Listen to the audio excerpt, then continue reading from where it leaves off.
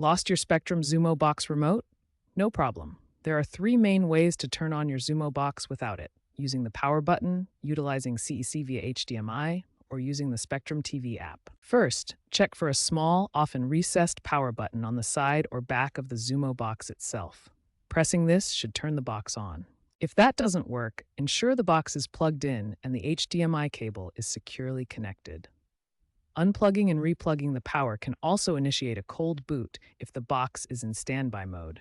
Give it 20 to 30 seconds to start up.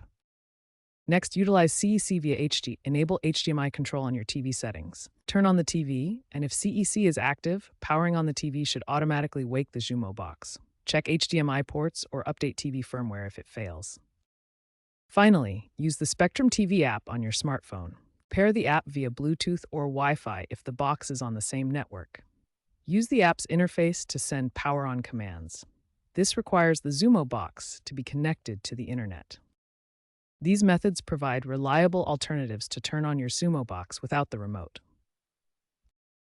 If the power button isn't convenient, try CEC. This HDMI feature lets your TV control connected devices. Enable CEC in your TV's settings. It might be called AnyNets on Samsung, SimPlink on LG, or HDMI control on other brands. With CEC active, turning on your TV should automatically power on the Xumo box. Finally, use the Spectrum TV app on your smartphone or tablet. The app's virtual remote includes a power button, allowing you to turn the box on and off.